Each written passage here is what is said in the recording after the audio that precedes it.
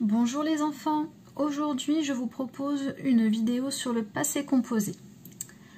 Tout d'abord, faisons un petit rappel. Le passé composé est un temps du passé.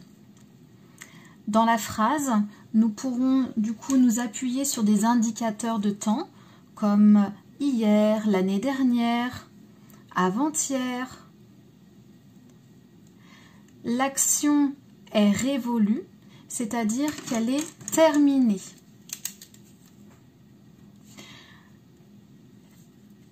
C'est un temps qui est fréquemment utilisé à l'oral. Depuis tout petit, en fait, vous l'utilisez lorsque vous racontez vos journées, par exemple, sans même vous en apercevoir.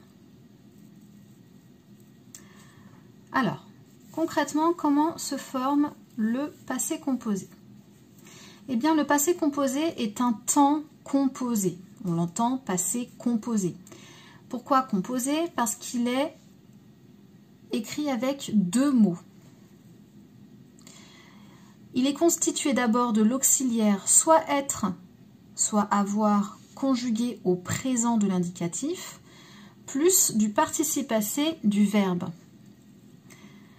Regardez ici. Le verbe chanter est conjugué au passé composé.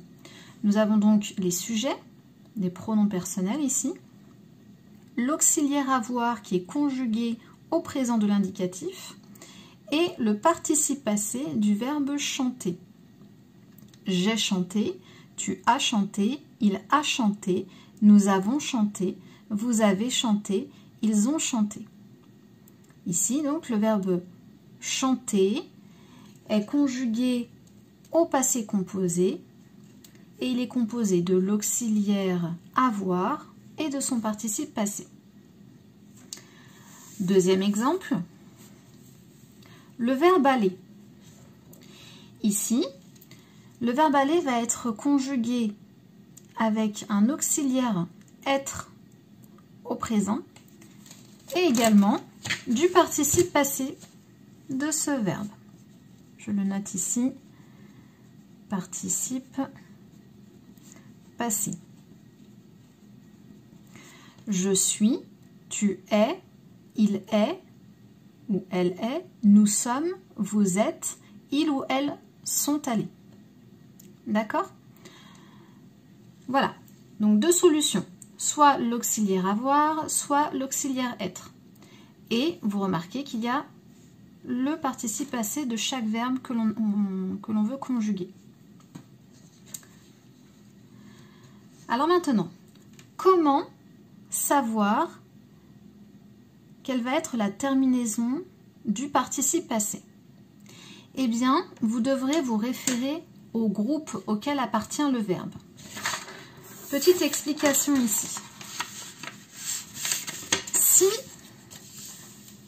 le verbe à conjuguer appartient au premier groupe, le participe passé sera « est ». Pour les verbes aller et naître, on appliquera cette règle-là. J'ai mangé et. Je suis allé et. Je suis né et. Pour les verbes du deuxième groupe, le participe passé sera un i. J'ai fini i. Tu as applaudi i. Il a grandi i. Pour les verbes du troisième groupe, il y a trois façons de terminer le participe passé. En S, comme le verbe prendre, j'ai pris, ou comme le verbe mettre, tu as mis. Le participe passé peut se finir par un T, comme pour le verbe faire, j'ai fait, avec un T. Tu as fait, avec un T. Tu as dit, avec un T aussi, pour le verbe dire. Le participe passé peut aussi s'écrire avec un U. Par exemple, pour le verbe rendre, j'ai rendu, U. Tu as voulu, U. Pour le verbe vouloir. Pour le verbe pouvoir, il a pu, U. Pour le verbe venir, il est venu, U. Pour le verbe voir, nous avons vu, U. Pour le verbe devoir, vous avez du, eu. Donc vous avez 5 terminaisons possibles pour les participes passés, à savoir par cœur. Pour les verbes du troisième groupe, vous pouvez vous aider de la lettre muette. Comment ça? En fait, je m'explique. Si vous mettez le participe passé au féminin, par exemple, pris, on peut dire elle est prise. Comme j'entends z, je sais que j'ai pris finira par un s. Par exemple, pour le verbe faire, on peut dire elle est faite. Comme j'entends te à la fin, eh bien je sais que la lettre muette sera un t. Par contre, si je dis elle est rendue, eh bien je n'entends pas du tout le son z, le son t, je n'entends que le u. Eh bien ce verbe finira par un u au participe passé. Et puis deux petites choses à savoir par cœur. Pour le verbe avoir, le participe passé s'écrira u, e, u, à toutes les personnes évidemment. Et puis pour le verbe être, le participe passé sera été, et. Il sera le même pour toutes les personnes aussi.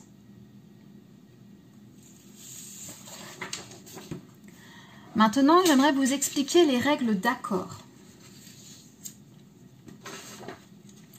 Alors, avec l'auxiliaire avoir, le participe passé ne change pas.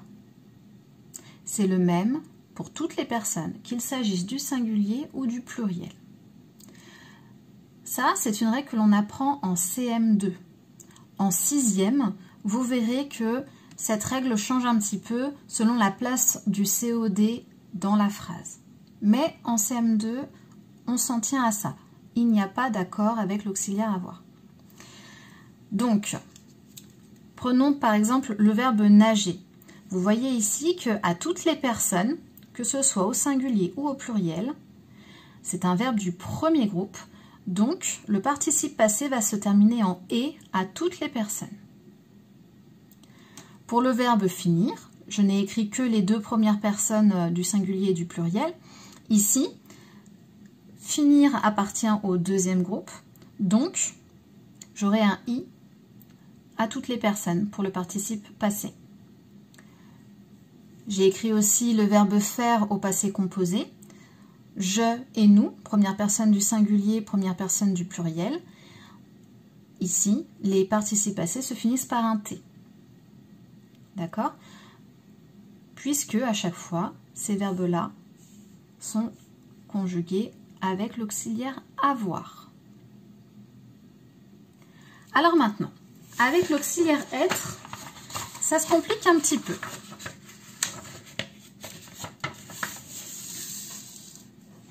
Avec l'auxiliaire être, le participe passé va s'accorder avec le sujet. D'accord? Donc, je vous donne plusieurs exemples ici. Je suis tombée.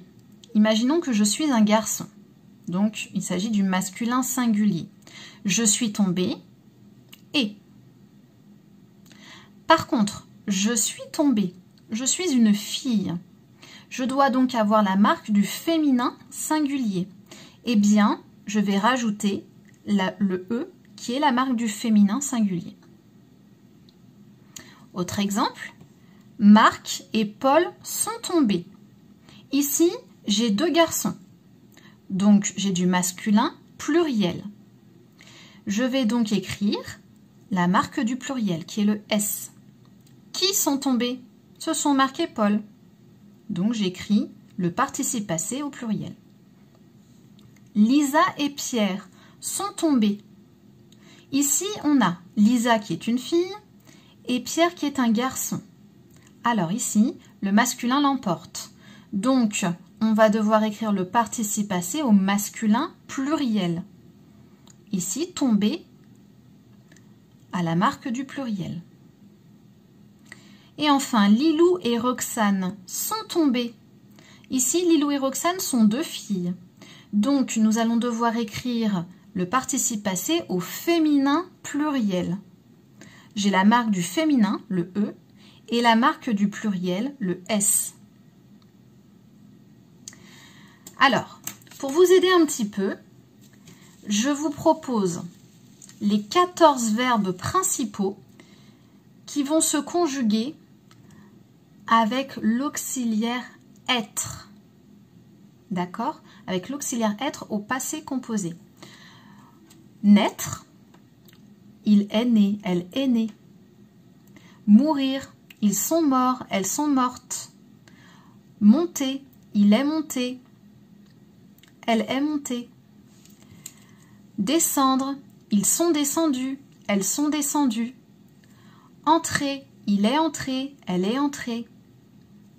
Sortir, ils sont sortis, elles sont sorties. Aller, il est allé, elle est allée. Venir, ils sont venus, elles sont venues. Arriver, il est arrivé, elle est arrivée.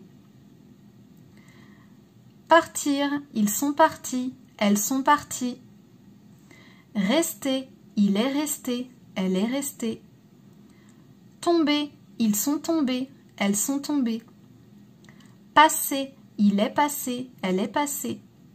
Retourner, ils sont retournés, elles sont retournées. La marque du féminin singulier, ici le E. Au masculin pluriel, comme ils sont morts, on aura le S. Et au féminin pluriel, par exemple, elles sont sorties, on retrouvera la marque du féminin, le E, et la marque du pluriel, le S. Maintenant, je vous propose de vous entraîner avec cet exercice d'application. Vous pouvez mettre pause pour prendre le temps de réfléchir et puis redémarrer la vidéo pour avoir la correction. Conjugue les verbes entre parenthèses au passé composé. Jamel, on doit conjuguer le verbe aller au lit à 20 h. Alors, on va d'abord se poser la question. Qui est-ce qui est allé? On cherche le sujet du verbe. Qui est-ce qui est allé au lit à 20 h? C'est Jamel. On peut remplacer Jamel par le pronom personnel il. Troisième personne du singulier, masculin. Aller se conjugue comme les verbes du premier groupe au passé composé. Donc, il est allé. Jamel est allé au lit à 20 h. Il, le verbe lire un peu, puis il, le verbe éteindre sa lampe. Je cherche le sujet du verbe lire. Qui est-ce qui lit un peu? C'est il. Troisième personne du singulier. Est-ce qu'on dit être lu ou avoir lu un peu? Eh bien, avoir lu un peu. Donc, il a lu. C'est un verbe du troisième groupe. J'ai le choix entre le S, le T ou le U, tout simplement. Si je mets lu au féminin, je n'entends pas de lettre muette. Donc, lu avec un U. Puis il, le verbe éteindre sa lampe. Qui est-ce qui éteint sa lampe? C'est il. Troisième personne du singulier. On dit être éteint ou avoir éteint sa lampe? Avoir éteint sa lampe. Donc, on utilise l'auxiliaire avoir. Il a éteint. Comment savoir la terminaison ici? On peut dire elle est éteinte. Tiens, j'entends te à la fin. Donc, éteint finira par un T. Il a éteint sa lampe. Il, le verbe dormir, pendant 1 heure. Le verbe dormir appartient au troisième groupe. Qui est-ce qui a dormi pendant 1 heure? Qui est-ce qui dort pendant 1 heure? C'est il. Troisième personne du singulier. Il a dormi. Il se conjugue comme les verbes du deuxième groupe. Mais tout à coup, un cauchemar, le verbe réveiller le garçon. Qui est-ce qui réveille le garçon? Un cauchemar. Un cauchemar peut être remplacé par il au singulier.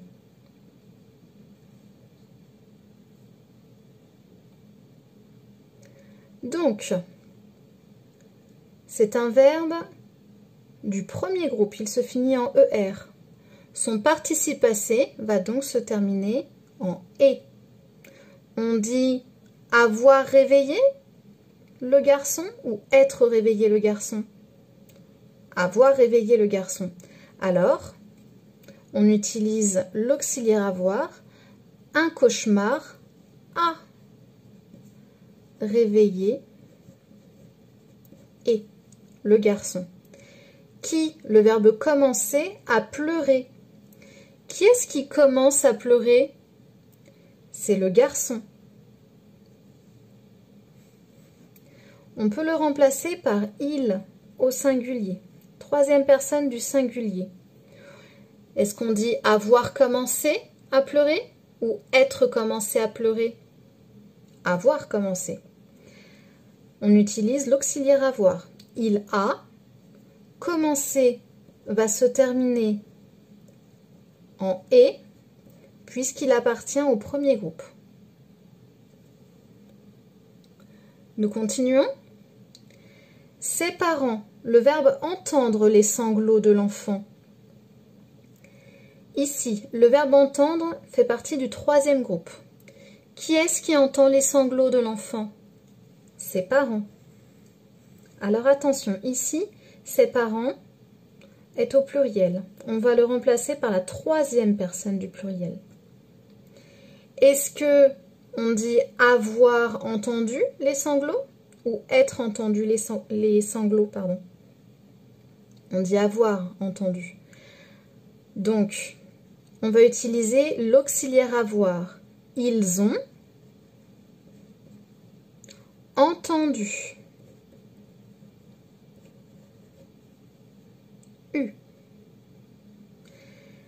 Et le verbe venir, le consoler. Alors attention, qui est-ce qui vient consoler l'enfant? Ici, ce sont toujours ses parents. D'accord? C'est le même sujet. Est-ce qu'on peut dire ils sont venus ou ils ont venu le consoler? Ils sont venus. On dit être venu et non pas avoir venu. Ils sont venus. J'utilise l'auxiliaire être. Donc attention, je dois faire très attention à l'accord. Venu va porter la marque du pluriel. D'accord? Ses parents pouvaient être remplacés par il au pluriel. Donc ici, masculin pluriel. J'ai bien la marque du pluriel pour le participe passé. Dernière phrase. Jamel, le verbe retrouver son calme. Ici, qui est-ce qui retrouve son calme? C'est Jamel. On peut le remplacer par il au singulier. Est-ce qu'on dit avoir retrouvé son calme ou être retrouvé son calme? On dit avoir retrouvé son calme. Alors, on va utiliser l'auxiliaire avoir. Il a retrouvé. Pourquoi retrouver avec un « et » puisque retrouver fait partie des verbes du premier groupe. Jamel a retrouvé son calme et le verbe réussir à se rendormir. Qui est-ce qui a réussi à se rendormir? C'est toujours Jamel. On peut toujours donc le remplacer par il au singulier. Réussir est un verbe du deuxième groupe. Donc, je sais qu'il se terminera par un I. Est-ce qu'on dit avoir réussi ou être réussi à se rendormir? On dit avoir réussi à s'endormir.